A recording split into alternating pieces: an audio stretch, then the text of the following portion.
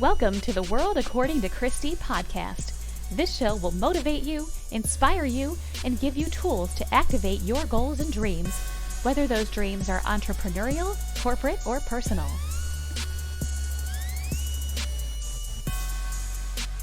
This episode is sponsored by the Faith to Conquer Fear course, Getting Things Done. Are you a procrastinator? Did you know procrastination is a symptom of fear?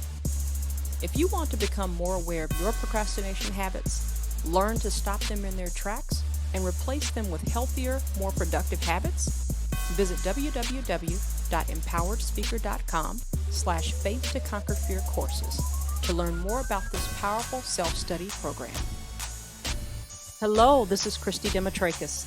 I told you in my first episode when I kicked off the World According to Christy podcast that we were going to have a mixture of guests, some from my vintage Faith to Conquer Fear radio show, and some new friends. In this episode, you're going to meet one of my old friends who will inspire you and give you valuable tools to move forward. Take a listen.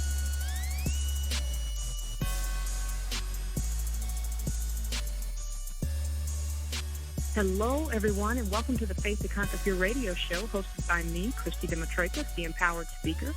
I'm the president and founder of the Empowered Speaker, which is a faith-based global ministry that teaches people the power of dreams and the importance of faith in conquering the fears that limit us. I'm also the author of Faith to Conquer Fear, Inspiration to Achieve Your Dreams. You can find out more about my services and my book at www.empoweredspeaker.com. For those of you who may be listening to the Faith to Conquer Fear radio show for the first time, here's what you can expect. This show will provide guests who will motivate you, inspire you, and give you tools to activate your goals and dreams, whether those dreams are entrepreneurial, corporate, or personal. And today I have a special guest to help me do just that, Kathy Archer of Silver River Coaching. That was hard to say for some reason. Silver River Coaching. We'll talk about that in just a minute. Let me tell you a little bit about Kathy before I really introduce her. Kathy Archer is a leadership coach who gives her clients hope and inspiration and the kick in the pants that makes positive change in their lives. She has energy and enthusiasm for life that is contagious. Married to a wonderfully supportive husband for 24 years and mom of 4 teenagers, Kathy appreciates a busy house full of change, challenge, and laughter every day. Kathy began her career with a child and youth care diploma, working with troubled teens and individuals with disabilities. She moved into a community-based human services agency where she has remained for 18 years, successfully leading it to become a lead agency in the community. As an adult learner, Kathy went back to school part-time and received her Bachelor of Applied Human Service Administration degree with distinction. It was Kathy's training as a life coach, however, that brought her to be able to find her passion for helping others live to be the best they can be. Kathy is a natural leader, sees the best in people, is quick to pick up their strengths, and is always pushing for excellence. Kathy Archer of Silver River Coaching. Welcome to the Faith to Conquer Fear radio show. Thanks for having me here today. You are so welcome. Well, I always like to start with asking my guests the question, tell me something about you that I didn't read in your bio. Well, I'll tell you something that just kind of struck me this morning as I was working on writing my blog post. I'm sitting at my kitchen table, and I've got all of these pens in front of me, and I started struggling with my blog, and so I paused for a minute and started sorting out my pens. I have a lot of pens, and a lot of pink pens and a lot of purple pens. And so I put this picture on Instagram about, pen addiction? No, do whatever it takes to meet your goals. And so I do a lot of writing, and I do a lot of work around grit and grit in leadership and grit, women with grit. And so I think that's part of it. Just do whatever you need to do to get it done. So that's a little bit extra about me. I think if you looked in my office, and we moved my office at Procter & Gamble probably about 6 or 7 months ago, and every time we've moved, what I found is a huge stash of Post-it notes. Yeah, I really got those should. Too. Oh, my gosh. I love Post-it notes. I should be on a commercial for 3M. I love yeah, you and me both. Every color. And I can't just have one color. I mean, I have to have stacks. And then the and small all sizes, size, big too. size. And the lines and no lines. Oh, my goodness. Okay, so I can relate. My favorite store of all time, Staples. if you care to endorse me, I'm open for all endorsements and sponsorships. Thank you very much. That's funny. Oh, so I love that. I love it. We're already kindred spirits. Pens and toasters. Mm-hmm. Wow. Well, we are talking about today goal setting and the importance of goal setting. And on the surface, you think goal setting, okay, I need to set a goal. And as I think about my show and my focus, Faith to Conquer Fear, and Faith to Conquer Fear is usually for achieving things, whether that's going back to school, which you've done, whether that's building a house or whatever, designing, a home or starting a business. It all requires setting some goals and some tangible things. So tell us how you got into the life coaching piece, and then let's start to talk a little bit about goal setting. I got into the life coaching piece when I was in my organization, and I was struggling with some staffing issues. So I had been supervisor for many, many years. I had a vast variety of people that I supervised in a large geographical area, and had done well, had done some really neat things, and along came these couple of staff that threw me for a loop. And so in my boss's wisdom at the time, he's like, do you want to try a coach, I think he knew at the time that the issue was more than sort of it appeared to be. And so I got what I now realize was the luxury of having a coach for 6 or 8 sessions, and I fell in love with coaching. I think I'd always known that I'd had a book of Cheryl Richardson's on my nightstand for many, many years before that, and so I always knew that coaching was kind of cool. And so from there, I just started taking the training, and I'm pretty sure I was about the first day into the training and already knew that this was going to be my lifelong passion. Whether how I did it, I didn't know at that point in time, but I knew that this was the direction I was going to go. Life coaching is a very broad term these days and an often used term. That seems to be the new thing, although life coaching really has been around for quite some time. It's just now getting its full attention.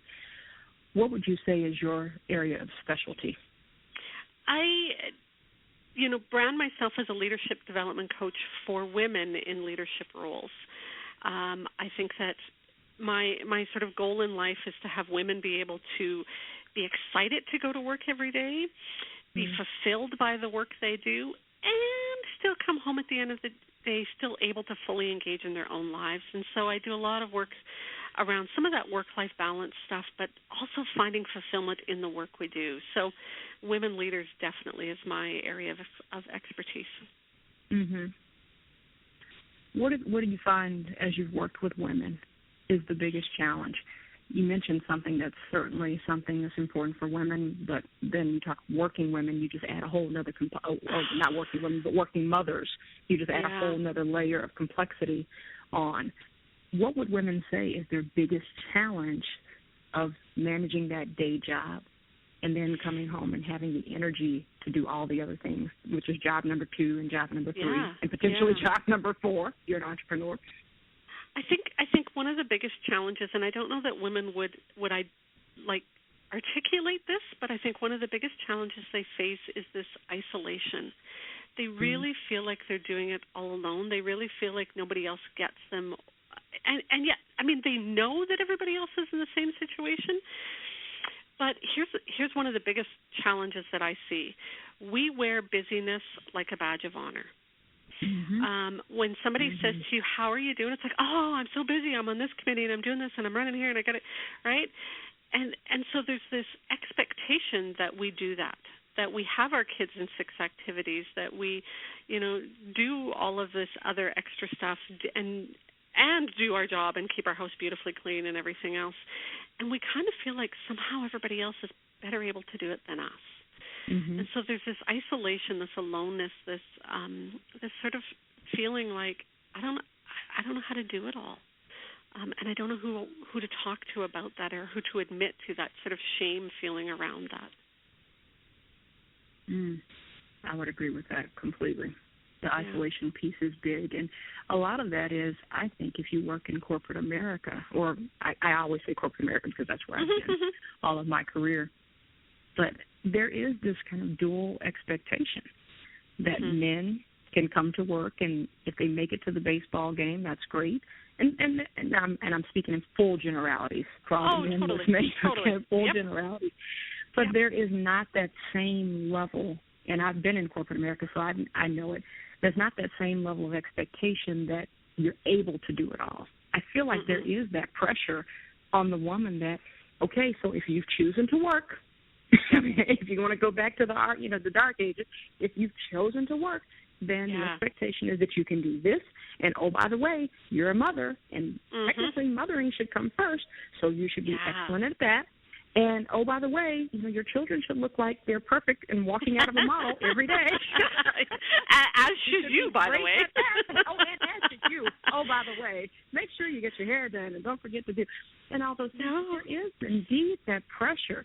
There's absolutely that pressure. How do you coach people to see beyond that and to manage that? Because it is a management. You're not going to change people's perception. Yeah, no. So it's come down to us, right? Yeah. A couple of things that I do. One is I really coach people to reconnect to who they are, their values, their what hill are you willing to die on? What's really important for you? Where will you make a stand?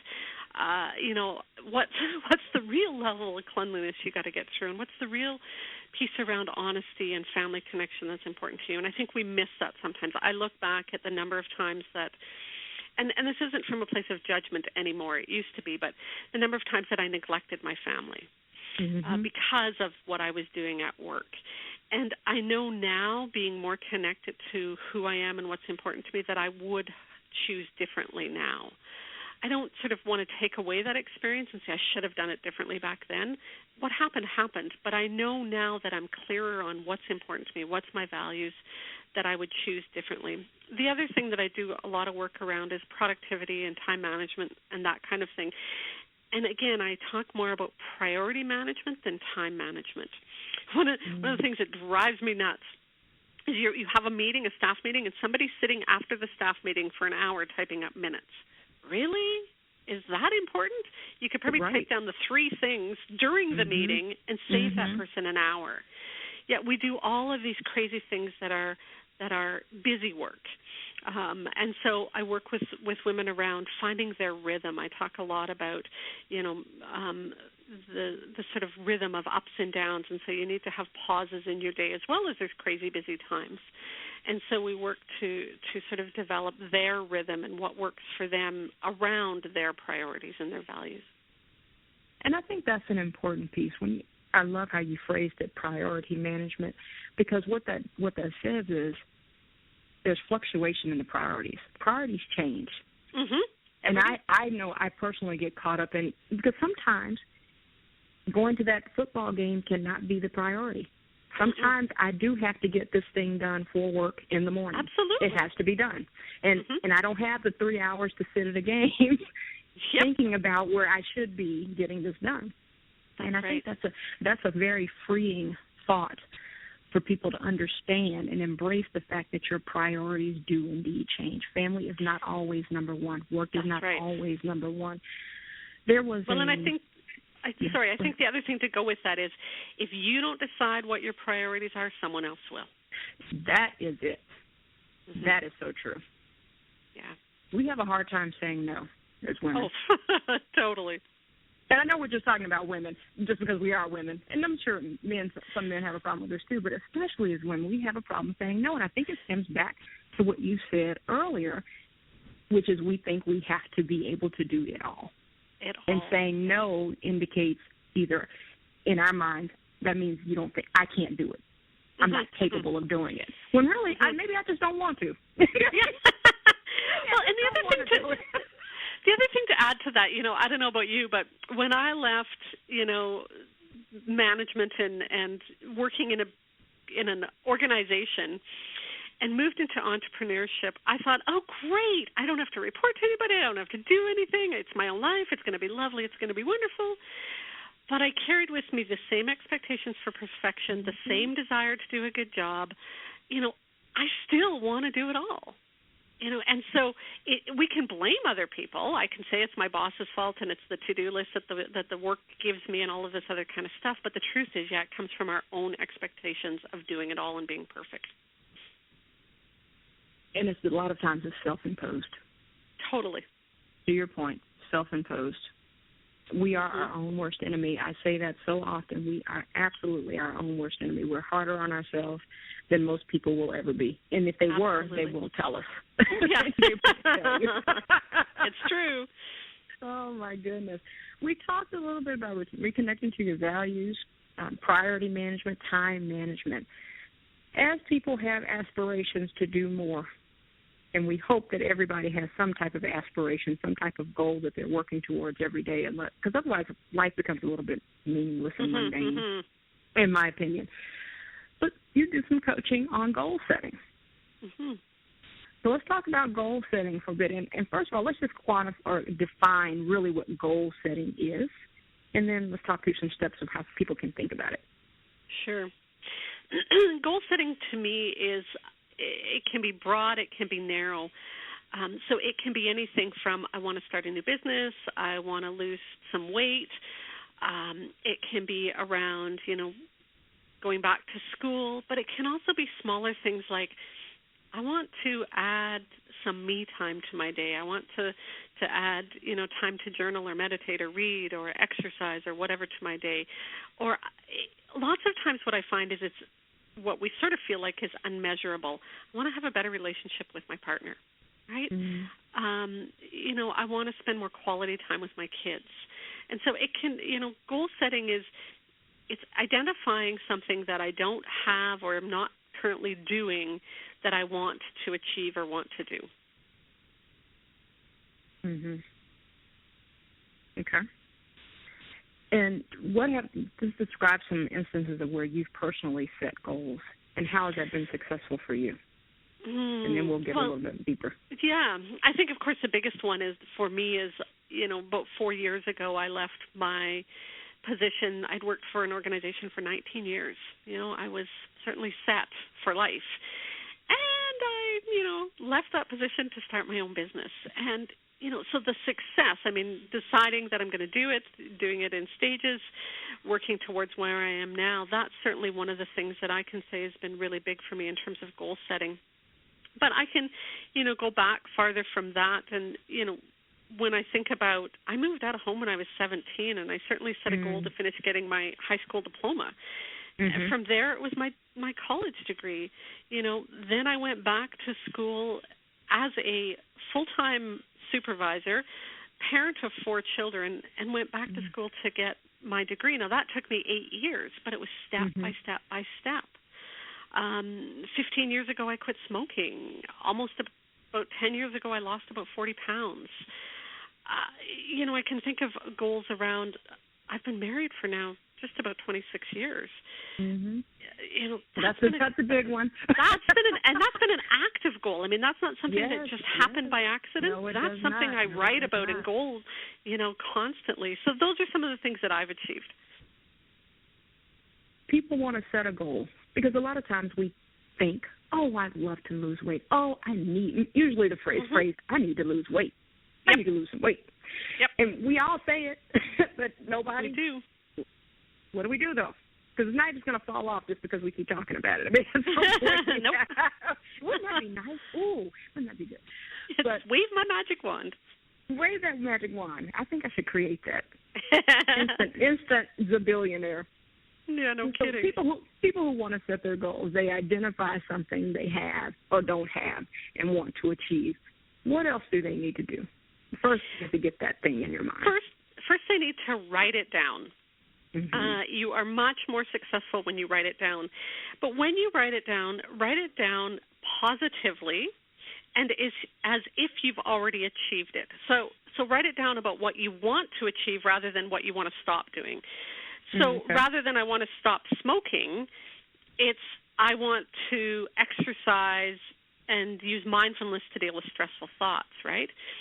And so to take that one step further, instead of it's I want to, it is I use exercise and mindfulness to deal with stressful thoughts. And so rather than, I want to lose 10 pounds, it's I weigh, so it's rather than the negative, it's positive. I weigh whatever the weight is that's your goal weight. So you write it down, and you write it down as in a positive way as if you've already achieved it. And then you set the date. When do you want to achieve this by? I mean, if you just kind of randomly throw it out there, then you can keep pushing it off, right? So get a date set down that you want to do it. And then the third step is to really connect viscerally to that feeling when you've achieved it.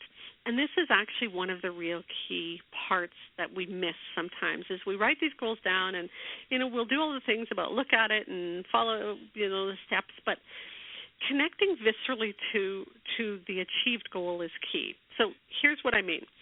One of my goals is to have a cabin at the lake someday. Okay. That's great. Got the goal, got the dollar amount figured out, got the date, wrote it down, got some steps identified of what I need to do to get there.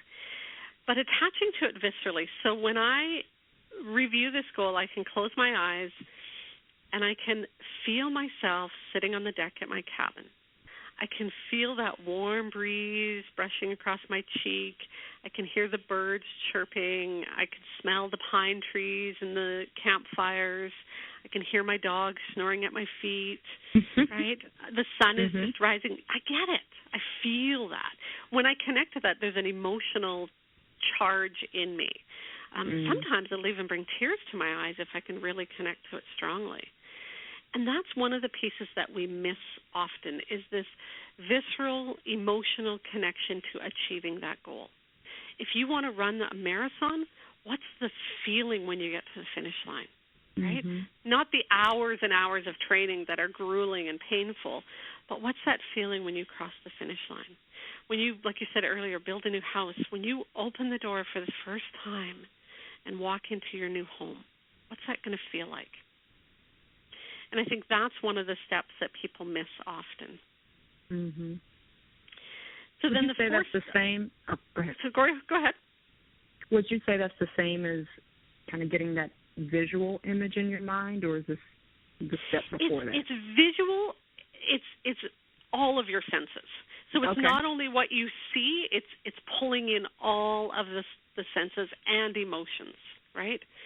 So it's what do I hear? What do I taste?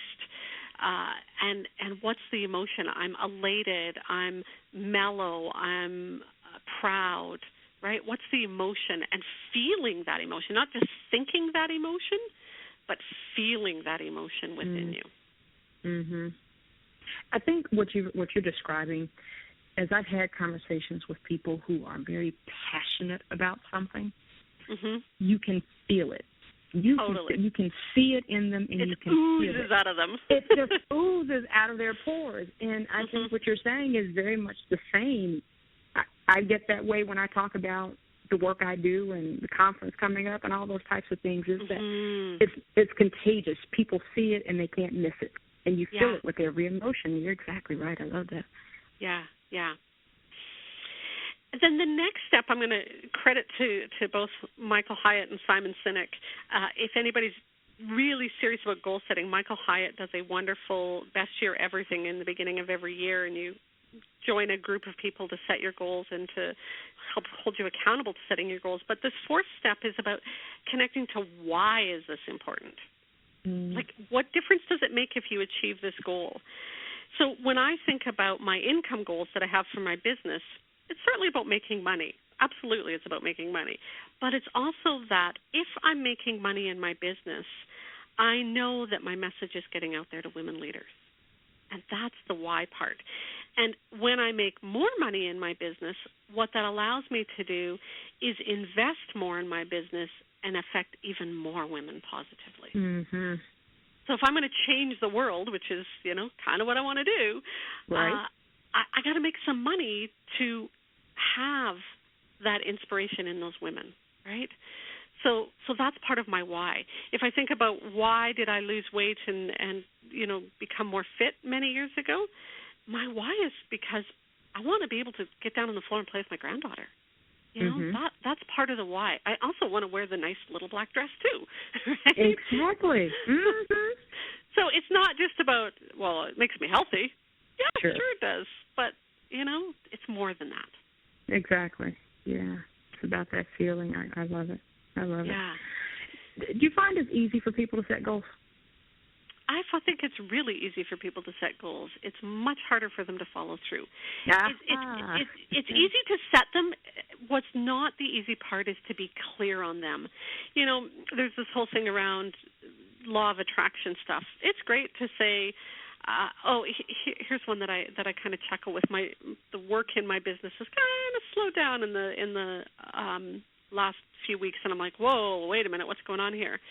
Mm-hmm. I realize that when I have visualized my future and when I've, journaled about my future life, there's always this, and I get to enjoy summer and relax in summer.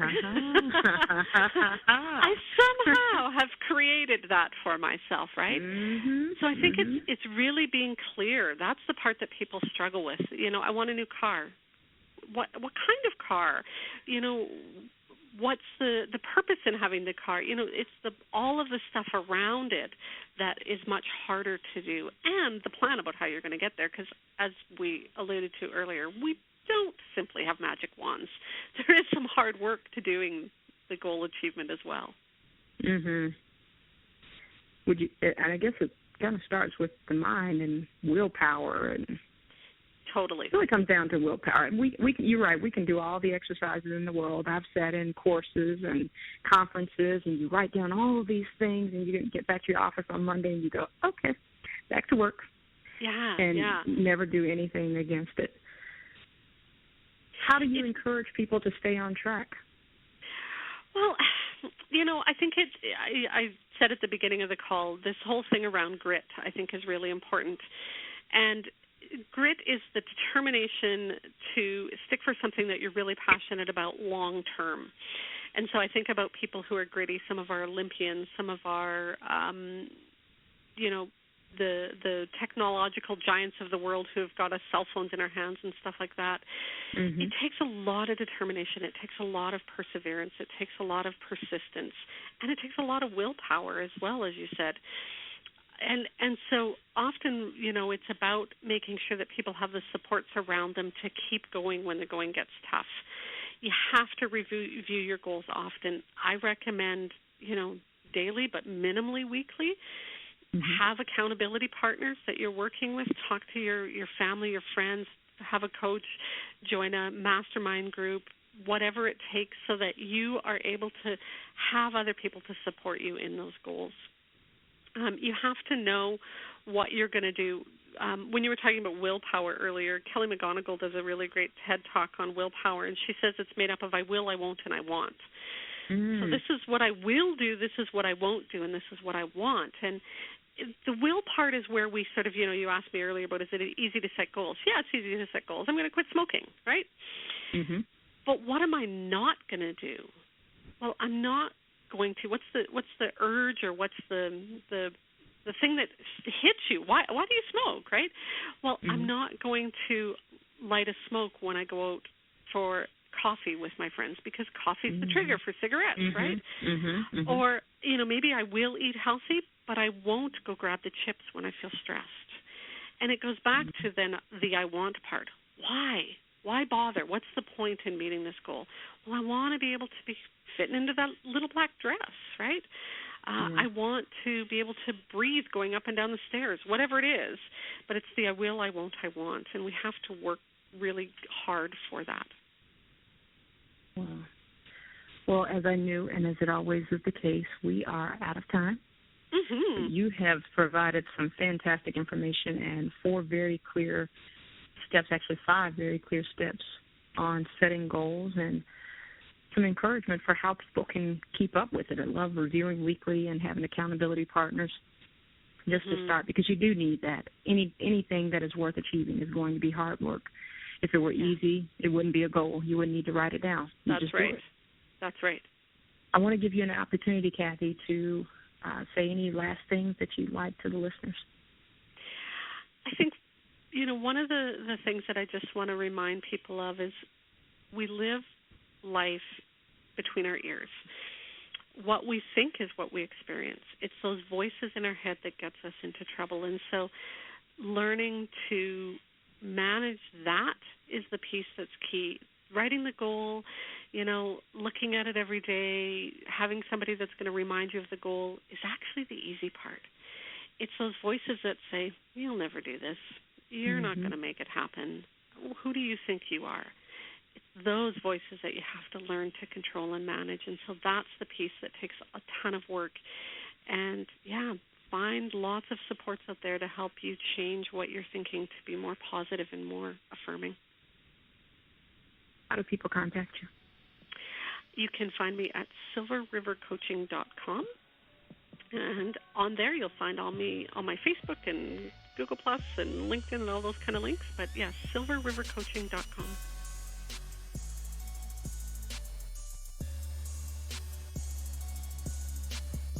Do you like free resources? Tools that will help you accomplish stuff? I like great resources, and I have great resources for you to download for free at www.empoweredspeaker.com/free resources. You can access video series, declaration journals, free chapters of my books, and more. Visit empoweredspeaker.com today.